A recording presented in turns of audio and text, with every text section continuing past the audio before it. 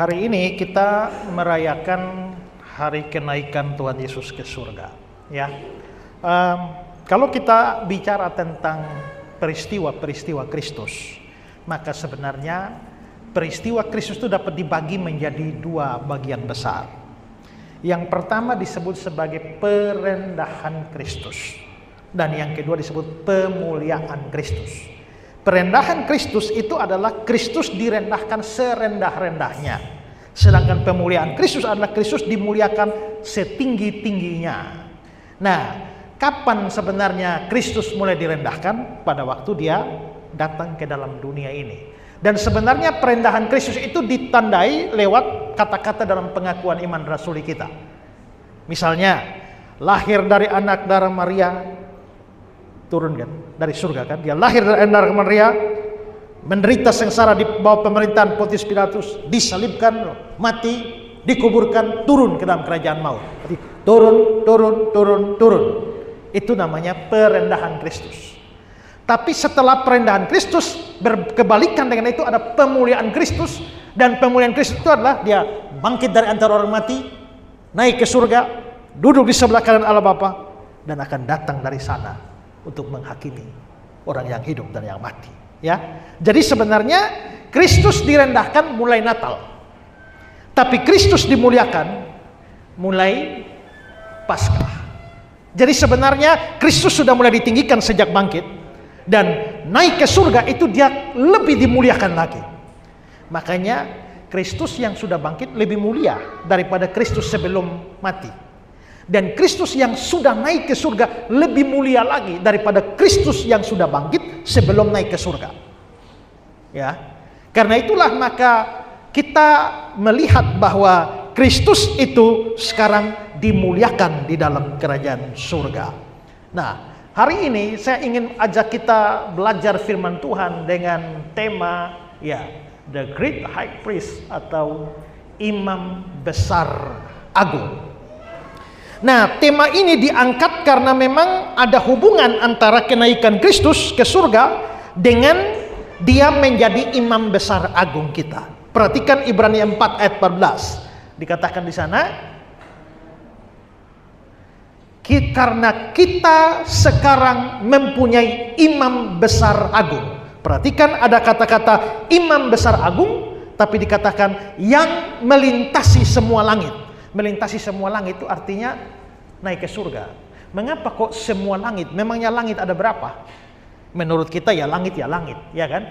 Atau sebenarnya yang telah melintasi semua surga. Karena menurut orang Ibrani surga itu ada tingkat 3. Samaim. Ya. Surga itu ada tingkat 3. Memangnya surga itu tingkat 3, tingkat pertama mana? Bagi mereka tingkat pertama tuh yang ini, di atas kita tempat burung-burung, ya, pesawat, itu surga tingkat 1. Surga tingkat 2 itu adalah tempat bulan bintang dan planet-planet. Lalu surga tingkat 3 itulah tempatnya Allah. Itu dalam pikiran orang Ibrani. Makanya Paulus dikatakan dia pergi ke surga tingkat 3. Nah, jadi itu berarti ada lapisan-lapisan. 1, tempat burung-burung di udara, tempat matahari, bulan, bintang, planet-planet, dan tempat Allah. Melintasi semua langit atau melintasi semua surga. Sama dengan surga. Karena itulah Kristus sekarang adalah imam besar agung, tapi dia sudah naik ke surga. Atau kita bisa mengatakan bahwa Kristus yang sudah ke surga itu menjadi imam besar agung.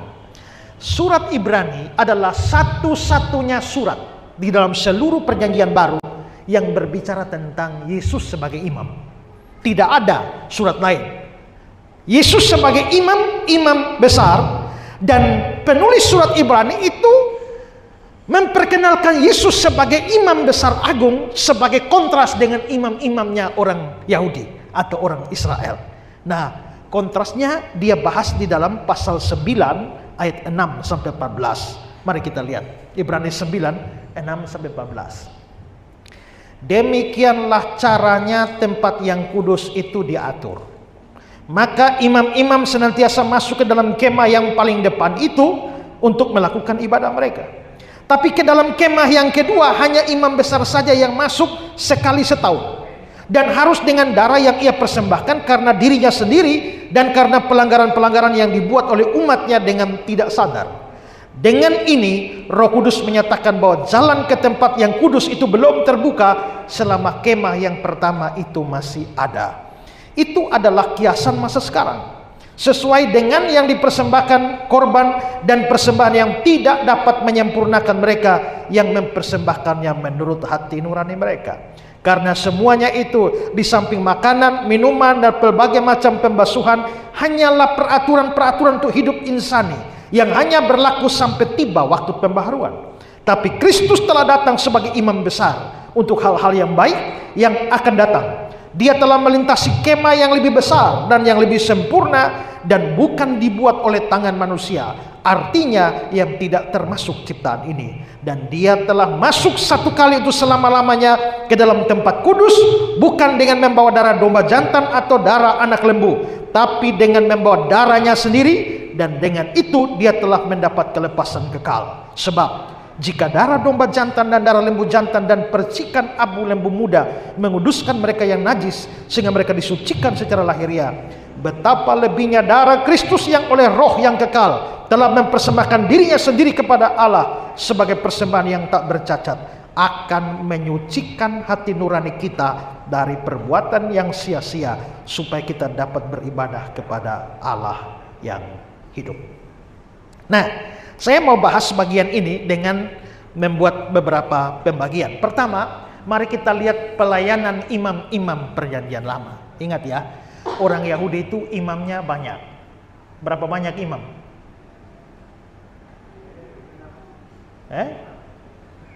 Satu suku dijadikan imam, ya, yaitu suku Lewi. Makanya semua suku yang lain dibagikan tanah untuk bisa bercocok tanam, tapi khusus suku Lewi tidak dikasih tanah karena ini suku yang dikhususkan melayani. Maka orang-orang Lewi ini akan menjadi imam, yaitu imam-imam Lewi. Dan di antara imam-imam itu ada yang jadi imam besar, yaitu keturunan Harun. Harun itu masuk suku Lewi. Jadi semua suku Lewi imam, tapi khusus imam besar harus dari Harun. Nah, jadi mereka bawa banyak imam. Nah, sekarang kita mau melihat bahwa hal-hal apa saja yang dilakukan oleh imam-imamnya orang Israel ini. Pertama, imam-imam senantiasa atau selalu masuk ke dalam kemah pertama atau ruang suci. Sebelumnya itu saya kasih ingat dulu ya. Dalam bait suci itu ada 3 ruangan. Ada 3. Halaman luarnya ini namanya pelataran. Setelah itu di dalam ruangan itu, di dalam ruangan itu ada dua ruangan. Ruang pertama namanya ruang suci. Lalu bagian dalam itu namanya ruang maha suci. Yang di luar sana itu pelataran. Halaman. Orang Yahudi kalau berdoa itu tidak sembahyang itu bukan di sini, tapi di halaman. Makanya ku masuki gerbangnya dengan hati bersyukur, halamannya dengan puji. Halaman, pelataran. Makanya Mazmur bilang bahwa lebih baik 1 hari di pelataranmu. Jadi pelatarannya mereka itu bukan tempat parkir, ya, itu tempat ibadah. Makanya kalau orang sudah berjualan di pelataran, orang sudah jualan kambing domba, burung merpati segala macam di halaman, orang sudah tidak bisa sembahyang. Jadi tempat sembahyang itu di luar. Yang ini ruang suci. Ada ruang di dalam itu namanya ruang maha suci. Ini ruang pertama, itu ruang kedua. Di depan itu halaman. Nah, itu bait Allahnya begitu ya. Nah, atau kemah suci begitu. Imam-imam, kita bedakan antara imam dengan imam besar. Nah, imam-imam senantiasa atau selalu masuk ke dalam kemah yang pertama. Kemah pertama berarti ruang suci. Perhatikan ayat 6. Dikatakan begini, demikianlah caranya tempat kudus itu diatur, maka imam-imam senantiasa masuk ke dalam kemah yang paling depan untuk melakukan ibadah mereka. Jadi yang masuk ke ruang suci itu jemaat tidak bisa, hanya imam saja. Jemaat di mana? Halaman. Ya. Jadi kalau sekarang gini ini artinya jemaat kebaktian di tempat sana. Yang masuk di sini cuma pendeta saja, ya. Ya. Jadi imam masuk. Nah, imam masuk ke ruang suci itu dia kerja apa? Pertama, dia membakar kemenyan pada saat korban pagi dan petang. Ya, dia bakar-bakar kemenyan, bikin bau-bauan di situ, ya. Itu saudara bisa lihat di Keluaran 30 ayat 7 dan 8. Nanti baca sendiri, saya tidak berikan semua ayatnya. Setelah itu tugas imam di dalam ruang suci itu adalah dia urus lampu. Itu di Imamat 24. Dia pastikan bahwa lampu harus menyala. Lampunya begini. Ya, ini namanya kaki dian. Lampunya tuh harus nyala. Ya, tidak boleh mati. Nah, imam bertugas lihat bahan bakarnya bagaimana, ya nyalanya bagaimana, semua itu harus diurus tiap-tiap hari. Lalu yang ketiga, urus roti. Karena di situ ada yang namanya roti sajian. Kalau saudara lihat gambar ini roti sajian seperti itu. Harus urus roti di dalam situ.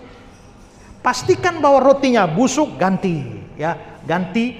Pokoknya harus ada roti. Setelah itu tugas yang keempat itu adalah memercikan darah korban penghapus dosa di hadapan tabir. Perhatikan pasal 4 ayat 6 dari Imamat. Imam harus mencelupkan jarinya ke dalam darah itu dan memercikan sedikit dari darah itu 7 kali di hadapan Tuhan di depan tabir penyekat tempat kudus. Jadi ambil darah lalu percik-percik. Jadi ada 4 tugas yang dikerjakan. Pertama apa? Ya, bakar kemenyan. Kedua, urus lampu. Ketiga, urus roti. Dan keempat, percik darah. Itu tugas imam besar. Imam. Ya, itu imam. Sekarang yang kedua, ini imam besar. Imam besar dia masuk ke dalam kemah yang kedua. Berarti bukan yang sini, yang sana. Ruang maha suci hanya setahun sekali pada hari raya penebusan dosa, the Day of Atonement, ya. Jadi yang boleh masuk ke sana itu cuma imam besar. Imam biasa tidak boleh masuk ke sana. Orang biasa, jemaat biasa tidak boleh. Jangankan masuk, mendekat saja mati. Mendekat saja mati. Yang bukan imam besar tidak boleh masuk. Dan imam besar pun kalau masuk tidak bisa kapan-kapan mau masuk enak-enak saja. Tidak, diatur 1 tahun 1 kali masuk. Ibrani 9 ayat 7. Tetapi ke dalam kemah yang kedua, yang ruang maha suci, hanya imam besar saja yang masuk sekali setahun. Harus dengan darah yang ia persembahkan karena dirinya sendiri dan karena pelanggaran-pelanggaran yang dibuat oleh umatnya dengan tidak sadar. Masuknya 1 tahun 1 kali. Tidak boleh sembarang. Dan dia harus menjaga diri sedemikian rupa supaya tidak boleh buat salah. Kalau salah, mati di dalam. Dan menurut tradisi, dalam prakteknya imam besar kalau masuk itu mereka kasih giring-giring di kakinya, ikat dengan tali. Supaya kalau dia buat salah di dalam terus mati, Tuhan hukum mati dia. Siapa mau jadi pahlawan pergi ambil. Lu masuk ambil lu mati. Jadi kira-kira beliau sudah 3 jam tidak keluar-keluar, kita giring-giring kling kling kling kling kling kling, tidak ada, mereka tarik dengan tali. Itu sudah mati. Jadi sangat-sangat sakral. Sangat-sangat sakral. Ya. Nah, pada hari dia masuk hanya pada hari raya penebusan dosa, dan selama hari raya penebusan dosa dia masuk beberapa kali. Bikin apa saja? Pertama, bakar kemenyan. Ya, seperti yang tadi. Kedua, dia memercikan darah korban kepada tutup pendamaian. Perhatikan Imamat 16 ayat 14. Lalu dia harus mengambil sedikit darah lembu jantan itu dan memercikannya dengan jarinya ke atas tutup pendamaian di bagian muka, dan ke depan tutup pendamaian itu dia harus memercikannya sedikit dari darah itu dengan jarinya 7 kali. Itu tugas kedua. Ketiga, dia harus sembelih korban. Dia harus sembelih korban penghapus dosa. Lalu dia membawa darahnya masuk ke ruang maha suci dan memercikan lagi di sana kepada tutup perdamaian. Ya. Perhatikan Imamat 16 ayat 15. Lalu ia harus menyembelih domba jantan yang akan menjadi korban penghapus dosa bagi bangsa itu dan membawa darahnya masuk ke belakang tabir.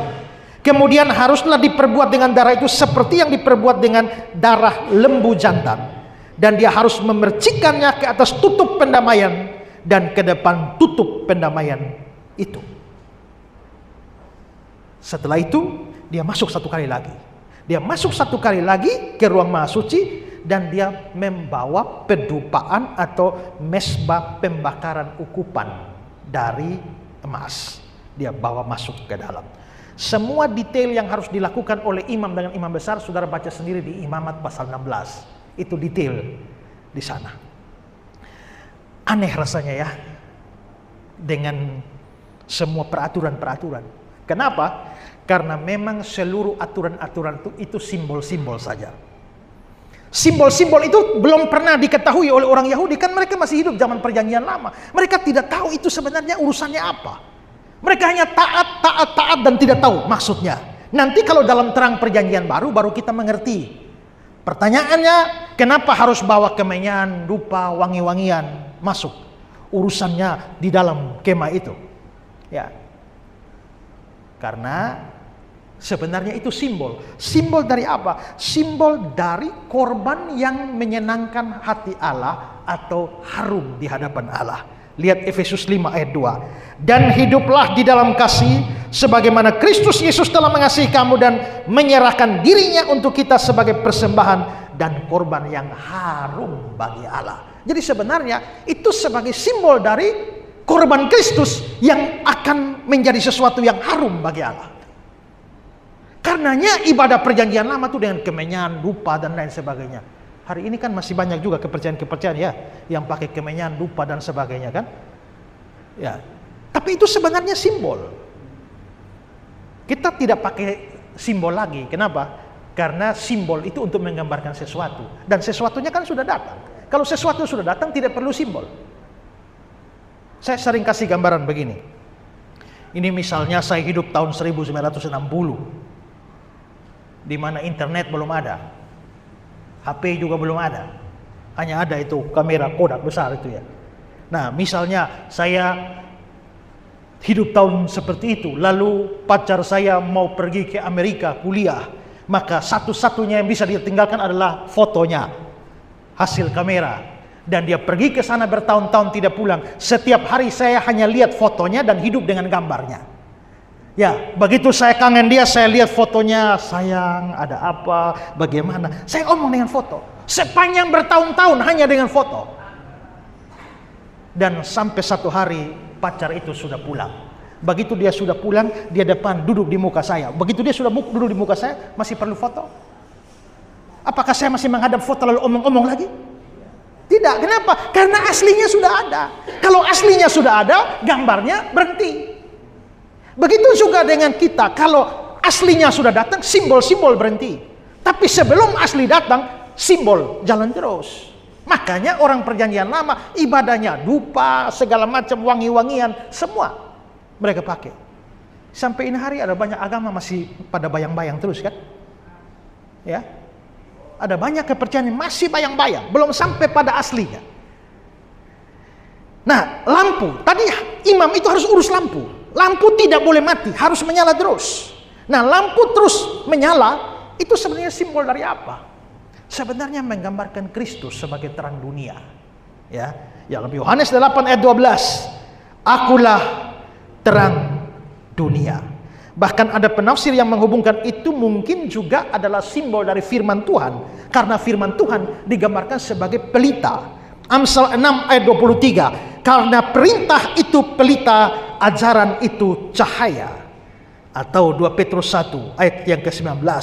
Dengan demikian kita makin diteguhkan oleh firman yang disampaikan para nabi. Alangkah baiknya kalau kamu memperhatikan sama seperti memperhatikan pelita yang bercahaya di tempat gelap sampai fajar menyingsing. Jadi dupa dan lain sebagainya simbol korban Kristus yang harum bagi Allah. Kalau lampu simbol dari Kristus sebagai terang dunia atau firman Tuhan. Lalu roti simbol dari apa? Yohanes 6 ayat 48. Akulah roti hidup. Nah, lalu darah domba jantan. Darah domba jantan, lembu, kambing dan sebagainya itu sebenarnya adalah gambaran dari apa? Dari Kristus anak domba Allah yang akan mencurahkan darahnya untuk menguduskan dan mengampuni dosa. 1 Petrus 1. Sebab kamu tahu bahwa kamu telah ditebus dengan cara hidup yang sia-sia, yang kamu warisi dari nenek moyangmu, bukan dengan barang fana, bukan dengan perak emas, melainkan dengan darah yang mahal, yaitu darah Kristus yang sama seperti darah anak domba yang tak bernoda dan tak bercacat. Binatang korban juga tidak boleh lecet. Jadi kalau ada kambing tapi telinganya sudah hilang sebelah, tidak boleh dikorbankan. Ada domba tapi kaki patah, tidak boleh. Harus domba yang tidak ada cacat sedikit pun. Itu gambaran dari korban Kristus yang tidak berdosa sama sekali. Ya. Karena begitu cacat tidak bisa jadi korban. Begitu Kristus berdosa satu kali tidak bisa jadi korban penghapus dosa. Maka semua itu adalah simbol. Bahwa ini semua simbol itu ditulis secara jelas oleh penulis surat Ibrani dalam pasal 10 ayat 1. Di dalam hukum Taurat hanya terdapat bayangan saja. Semua itu bayangan. Nah, karena itulah kalau orang tidak percaya pada Kristus, hanya tetap saja di perjanjian lama, mereka dapat bayangan saja. Orang Israel sekarang itu tidak percaya Yesus, itu hidup dalam bayangan. Maka kita ini sebenarnya lebih bersyukur, lebih beruntung dari Israel, kan? Karena kita sudah dapat kenyataannya, mereka masih bayangan. Nah, jadi itu semua adalah simbol-simbol, tapi di samping makna-makna simbolis itu ada lagi satu simbol yang lebih bersifat umum. Tadi saya lihat, ini halaman, ini ruang suci. Di dalam itu ruang maha suci.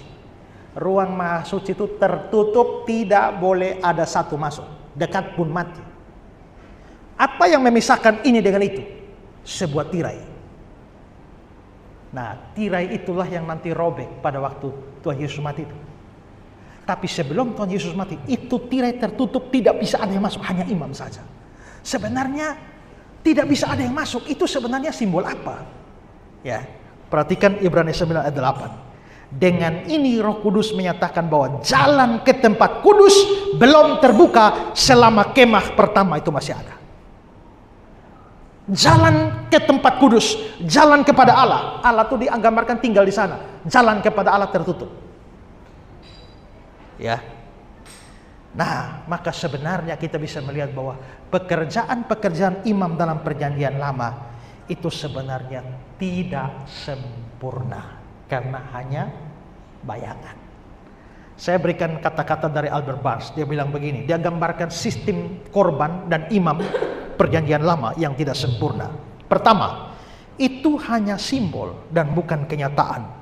Ini menunjukkan bahwa cara yang benar belum sepenuhnya dipahami. Mereka lakukan tapi mereka tidak paham.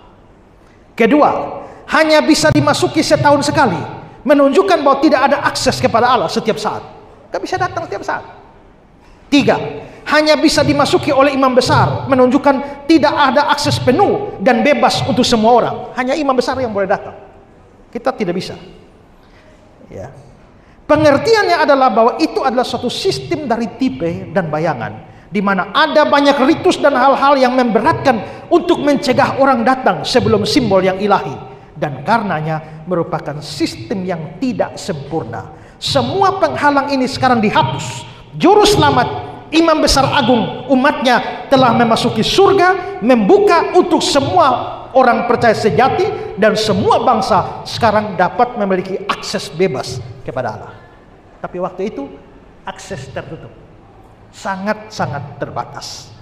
Nah, karena semua itu hanya bayangan, maka bisakah bayangan menyempurnakan?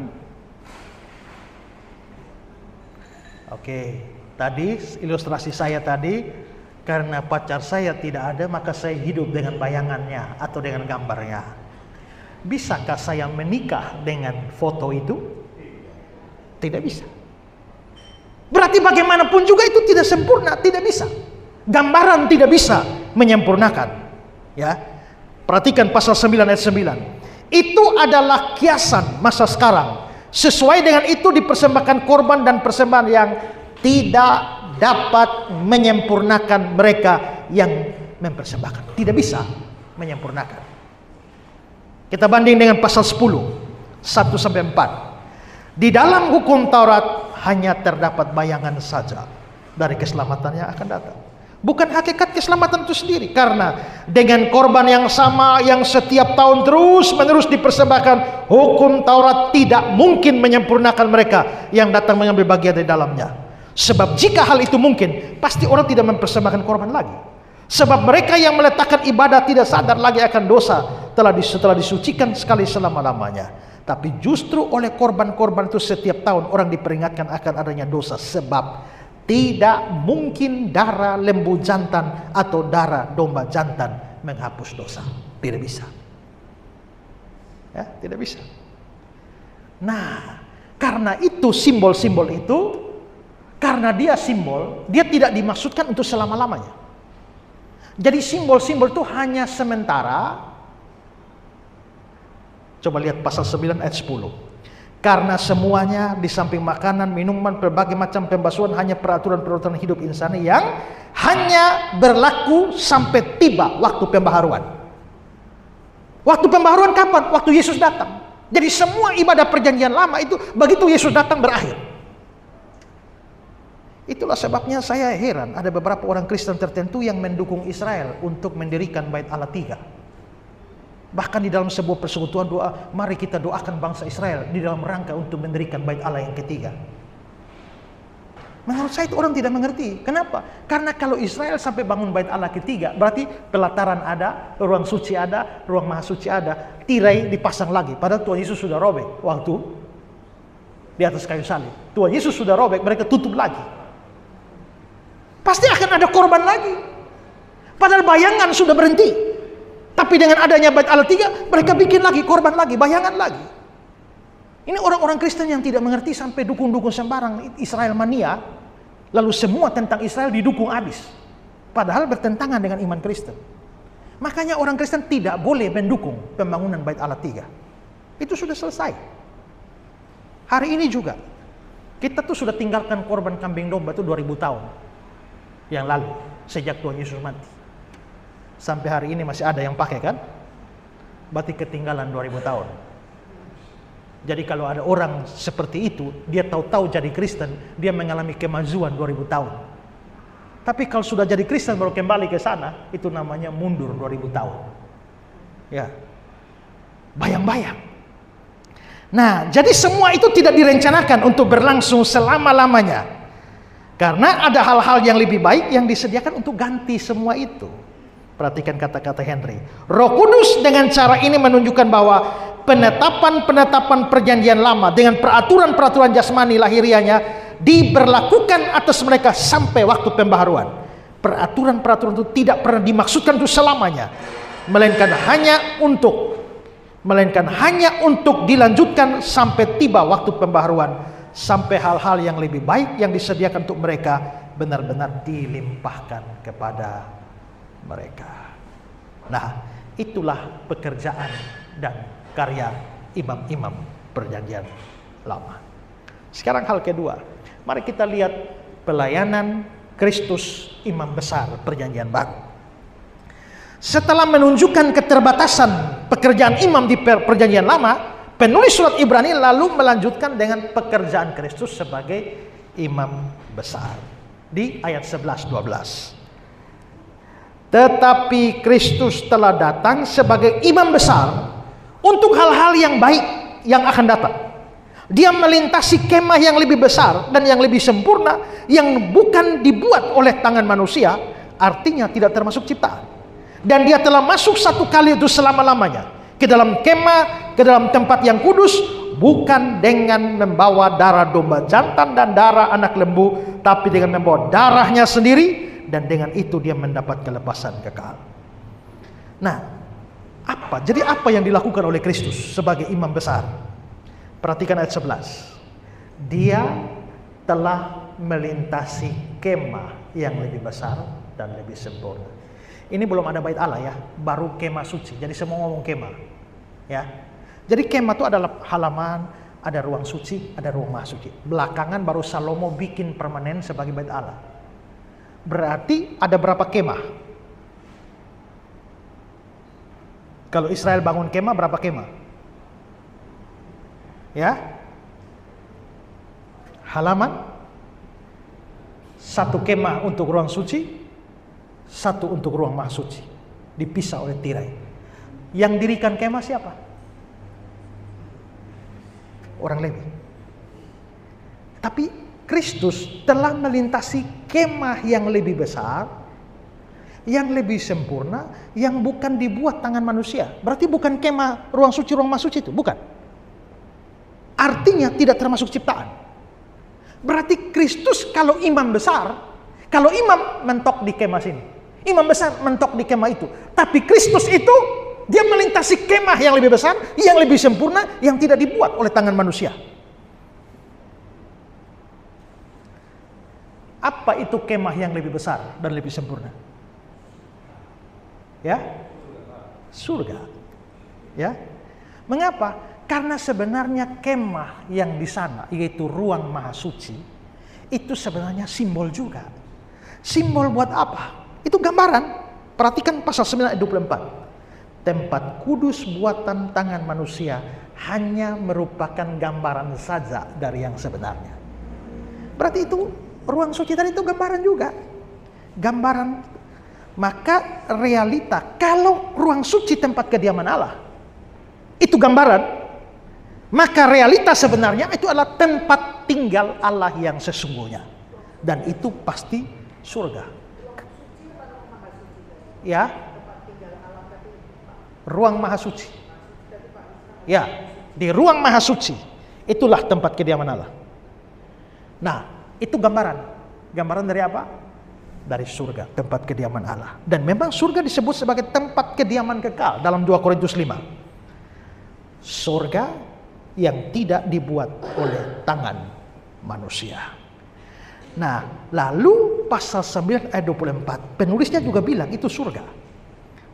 Ya. Sebab Kristus bukan masuk ke tempat kudus buatan tangan manusia yang hanya merupakan gambaran saja dari yang sebenarnya, tetapi ke dalam surga sendiri. Nah, di sini sudah lihat. Imam-imam mentok di sini. Imam besar mentok di situ. Tapi Kristus lewat terus ke atas sampai surga. Itulah kenaikan Kristus ke surga. Ya. Tapi bukan hanya itu. Imam besar perjanjian lama masuk 1 tahun 1 kali. Pasal 9 ayat 12. Dia telah masuk 1 kali untuk selama-lamanya. Kalau imam besar masuknya tiap tahun. Kristus 1 kali selama-lamanya. Sudah beda kualitas kan? Imam perjanjian lama masuk bawa darah domba jantan, darah anak lembu yang dipercik. Tapi Kristus masuk dengan membawa darahnya sendiri. Ayat 12. Dengan membawa darahnya sendiri. Karena dia adalah korban. Ya. Kalau begitu sebenarnya di sini mau diajarkan bahwa korban Kristus itu lebih sempurna atau jauh dari imam-imam atau korban-korban perjanjian lama. Jadi jelas darah Kristus adalah darah yang sempurna, lebih daripada darah kambing domba. Sekarang perhatikan kata-kata Albert Barnes. Darah itu tidak dicurahkan untuk diri sendiri karena dia tidak berdosa. Jadi Kristus kan membawa darahnya. Darahnya dicurahkan. Tapi darah Kristus itu tidak berlaku untuk dirinya. Karena darah itu hanya berlaku untuk yang berdosa. Kalau imam perjanjian lama, dia persembahkan darah. Tapi itu persembahkan darah juga untuk dosanya sendiri. Karena imam perjanjian lama itu juga orang berdosa. Tapi Kristus tidak berdosa, maka darah yang dia curahkan itu tidak berlaku untuk dirinya sendiri. Darah itu tidak dicurahkan untuk diri sendiri karena dia tidak berdosa. Dan akibatnya ada perbedaan materi antara persembahannya dan persembahan imam besar Yahudi. Perbedaan terkait poin-poin seperti ini. 1. Persembahan yang dilakukan Kristus sepenuhnya untuk orang lain. Sedangkan persembahan imam besar Yahudi untuk dirinya sendiri dan untuk umat Yahudi. Kalau Kristus semuanya untuk umat. Kedua, darah yang ditawarkan oleh imam besar Yahudi adalah darah binatang. Darah yang ditawarkan oleh juru selamat adalah miliknya sendiri. 3. Darah yang ditawarkan oleh imam besar Yahudi hanya lambang atau tipe karena tidak dapat menghapus dosa. Darah yang ditawarkan Kristus memiliki khasiat yang nyata yang menghilangkan kesalahan dari jiwa. Maka kesimpulan di sini adalah bahwa sebenarnya imamat Kristus itu jauh-jauh lebih sempurna, jauh lebih bernilai, jauh lebih mujarab, jauh lebih baik daripada seluruh sistem imamat perjanjian lama. Ya. Oke, sekarang yang ketiga, mari kita lihat akibat dari pekerjaan yang sempurna dari Kristus sebagai imam besar. Kristus punya korban yang lebih sempurna. Dia imam besar yang lebih sempurna. Nah, pekerjaan sempurna dari Kristus itu punya manfaat bagi kita. Coba perhatikan ayat 24, dibilang, ya, Kristus bukan masuk ke tempat kudus buatan tangan manusia, yang hanya merupakan gambaran saja dari sebenarnya, tapi ke dalam surga sendiri untuk menghadap hadirat Allah bagi kepentingan kita. Jadi Kristus naik ke surga itu untuk kepentingan kita. Ya. Nah, kalau begitu korban Kristus yang sempurna sebagai imam besar agung itu berguna bagi kita tuh apa? Pertama, kita akan mendapatkan kelepasan kekal. Ayat 12. Dan dia telah masuk satu kali selama-lamanya ke tempat kudus, bukan membawa darah kambing dan jantan dan domba anak lembu, tapi dengan membawa darahnya sendiri. Dengan itu dia telah mendapat kelepasan yang kekal. Maksudnya Kristus telah mendapatkan kelepasan kekal itu bukan kelepasan kekal untuk dirinya. Dia mendapatkan kelepasan kekal untuk semua orang yang ditebusnya. Ya. Nah, kelepasan kekal ini kalau kita lihat versi King James, dia bilang eternal redemption, atau dia mendapatkan penebusan yang kekal. Oke, mari kita banding dengan ayat 25 dan sampai 28. Dia bukan masuk untuk berulang-ulang mempersembahkan diri sendiri, sebagaimana imam besar setiap tahun masuk ke dalam tempat kudus dengan darah yang bukan darahnya sendiri. Sebab jika demikian dia harus berulang-ulang menderita sejak dunia ini dijadikan.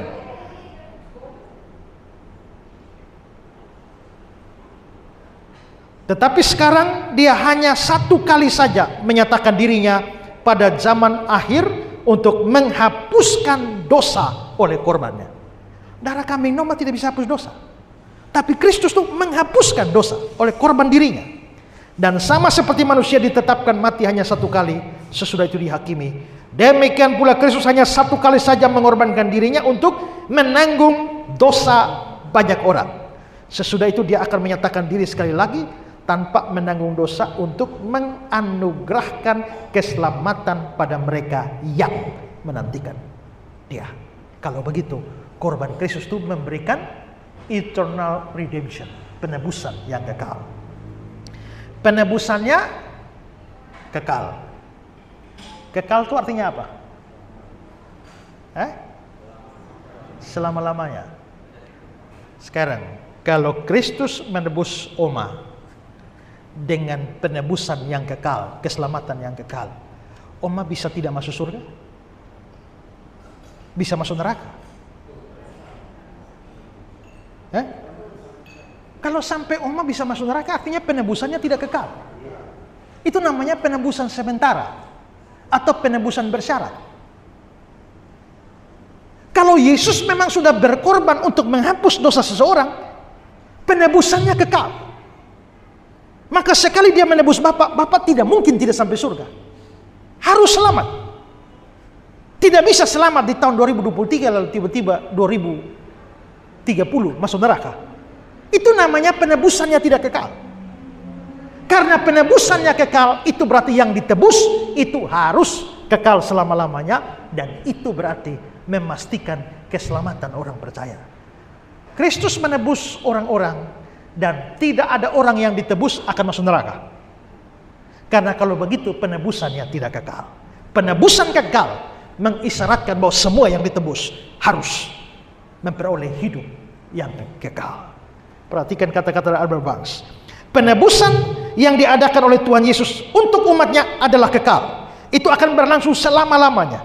Itu bukan suatu pembebasan sementara yang membiarkan dan meninggalkan orang-orang ditebus dalam bahaya untuk jatuh ke dalam dosa dan kehancuran. Tapi itu membuat keselamatan itu aman, terjamin, dan pengaruhnya diperluas sampai kekekalan. Kalau hari ini saya selamat lalu besok bisa tidak selamat, itu bukan keselamatan kekal. Hari ini saya pergi ke gereja minta ampun dosa selamat, tiba-tiba keluar sampai di tempat parkiran pukul orang, lalu saya masuk neraka. Habis itu minta ampun dosa lagi, masuk surga lagi. Sampai di rumah berkelahi dengan istri, maki istri lagi, masuk neraka lagi. Habis itu minta ampun dosa, masuk surga lagi. Pas berdosa ini terus surga neraka, pas belum surga sudah mati, maka neraka. Kalau begitu, maka tidak ada kelepasan kekal bagi kita. Maka penebusan Kristus yang sudah di surga memberikan kelepasan kekal bagi kita. Itu memastikan bahwa sekali kita diselamatkan, tidak mungkin hilang keselamatan. Bagaimana kalau orang murtad? Ya, kalau orang murtad artinya dia nggak pernah sungguh-sungguh percaya, maka dia tidak pernah ditebus. Gitu loh. Dia hanya kelihatannya ditebus, tapi tidak pernah sungguh-sungguh ditebus. Tapi kalau sungguh-sungguh ditebus, tidak mungkin terhilang. Ya, tidak mungkin terhilang. Jadi hal pertama yang kita dapatkan dari Kristus yang naik ke surga itu adalah jaminan keselamatan, karena penebusannya kekal.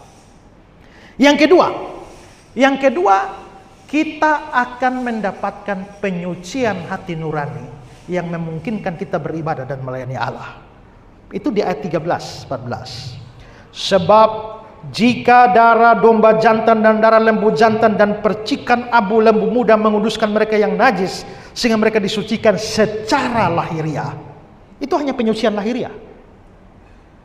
Betapa lebihnya darah Kristus yang oleh Roh yang kekal mempersembahkan dirinya sendiri pada Allah sebagai persembahan yang tak bercacat akan menyucikan hati nurani kita dari perbuatan yang sia-sia, supaya kita dapat beribadah kepada Allah yang hidup. Korban-korban perjanjian lama tidak bisa membersihkan hati nurani. Hanya korban Kristus yang bisa membersihkan atau menyucikan hati kita. Ya, dosa itu problem hati. Makanya saya pernah ceritakan ada orang yang maki orang. Begitu maki orang dilaporkan ke polisi. Lalu polisi terus ke hakim dan hakim memutuskan hukuman. Karena ini orang mulut kotor suka maki orang. Hukumannya bukan penjara. Hukumannya cuci mulutnya dengan sabun 1 batang sampai sabun habis. Itu hukuman aneh. Ya, karena dianggap mulut kotor.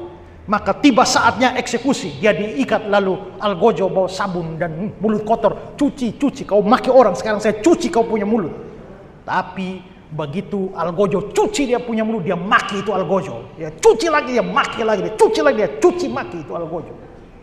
Ternyata masalahnya bukan di mulut, ya kan? Masalahnya di hati. Dosa itu telah merasuk dalam hati kita. Nah, apakah darah lembu jantan, darah kambing domba bisa menyucikan hati nurani? Tidak bisa. Tapi darah Kristus bisa. Karena itulah maka dia memberikan keyakinan kepada kita. Sukacita, damai sejahtera bagi kita. Kita tidak perlu dipaksa-paksa untuk yakin bahwa kita selamat. Karena hati nurani yang telah disucikan akan memberikan keyakinan tentang keselamatan itu pada kita. Yang ketiga, apa yang kita dapatkan? Kita akan menerima hal-hal baik yang akan datang. Ayat 11. Tapi Kristus telah datang sebagai imam besar untuk hal-hal yang lebih baik dan yang akan datang. Dikatakan Kristus datang untuk hal-hal baik, tapi hal-hal baik itu akan datang. Ini menunjukkan bahwa perjanjian lama itu belum genap. Perjanjian lama belum genap. Dalam perjanjian lama ada hal-hal baik yang belum datang.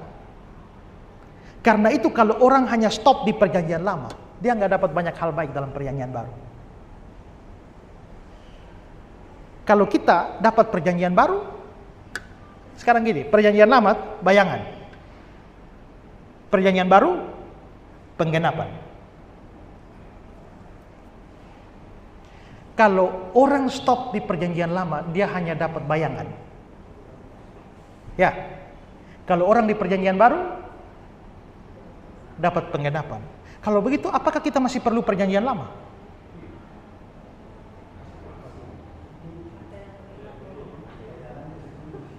Perlu nggak?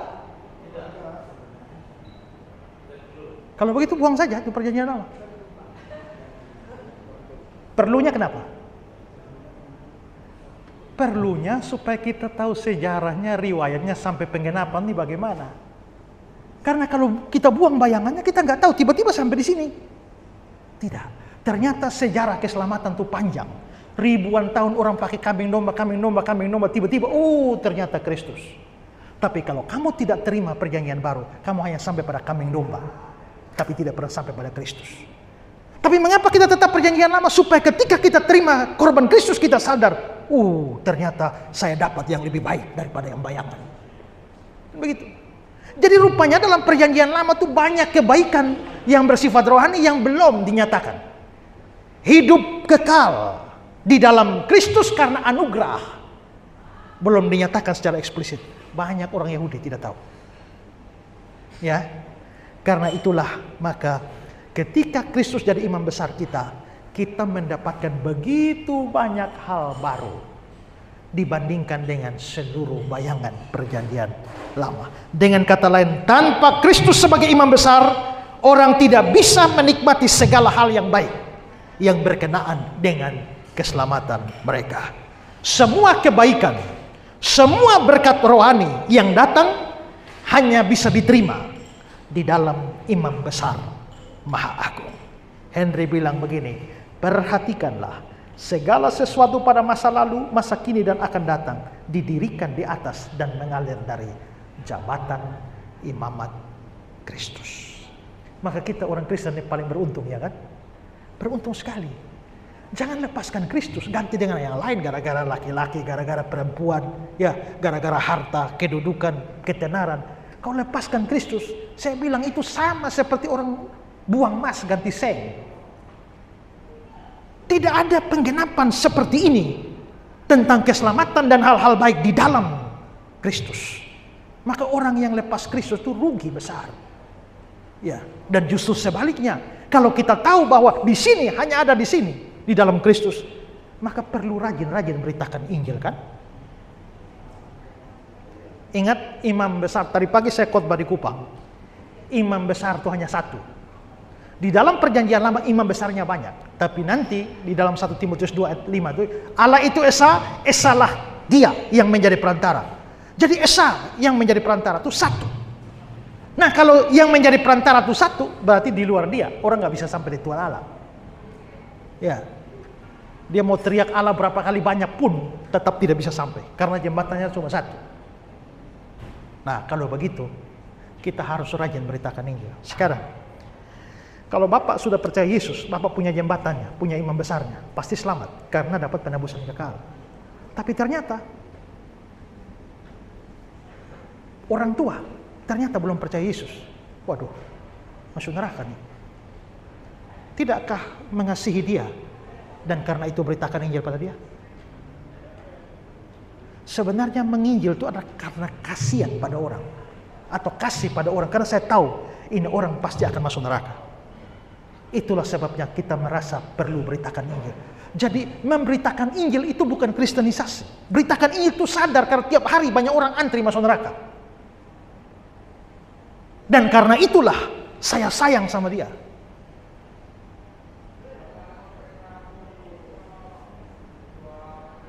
Karena itu saya beritakan Injil kepada dia. Ya, jadi Kristus imam besar agung. Pertama, berikan kelepasan kekal bagi kita.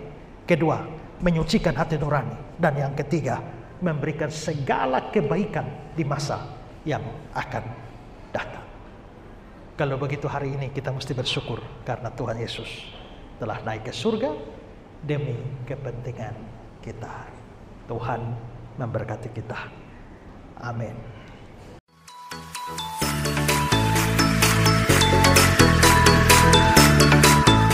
Telah hadir di Surabaya Revival Community Church, sebuah gereja yang digamelkan oleh Pendeta Esra Solo, telah hadir di kota Surabaya. Kebaktian diadakan setiap hari Minggu pukul 10 pagi di Beldom Hall lantai 6 Apartemen Bellevue Manyar, Jalan Manyar Sabrangan, Surabaya. Untuk informasi lebih lanjut, silakan menghubungi Pendeta Muda Agustina Karpada di 0858 0626 7903. Sekali lagi di 0858 0626 7903. Mari bergabung, beribadah dan bertumbuh bersama di dalam kebenaran yang alkitabiah bersama Revival Community Church. Tuhan Yesus memberkati.